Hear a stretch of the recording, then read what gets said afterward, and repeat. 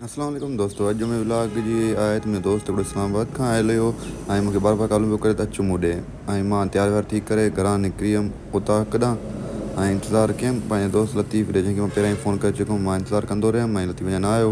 नेठि आख़िर लतीफ़ बि अची वियो ऐं लतीफ़ खे चयुमि जल्दी कर, देरि थी वई आहे, पाण हलण जी कयूं।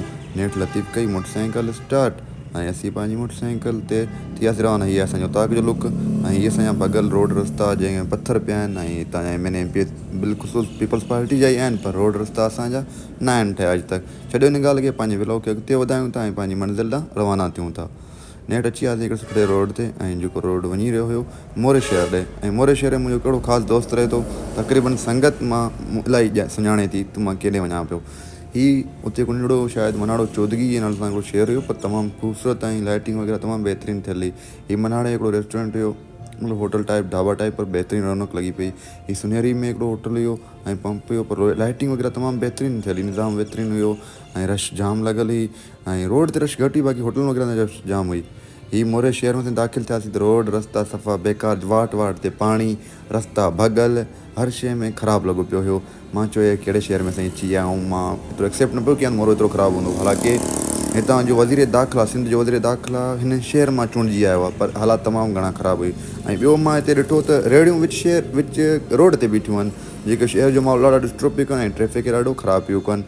इन्हनि खे बराए महिरबानी थोरो अॻिते पोइ साइड ते कयो वञे, जीअं रोड जो माहौल बहितरीनु थिए ऐं ट्रैफ़िक में मसइला न थियनि। नेठि असीं माना पुॼण वारा हुआसीं पंहिंजी मंज़िल न, ऐं दोस्त बार बार कॉल पियो करे त किथे पुॻाओ किथे पुॻाओ। हिते असांखां रस्तो थी वियो मिसप्लेस, असीं थोरो अॻिते निकिरी वियासीं ऐं उतां दोस्त खे चयूं वरी वापसी मोट।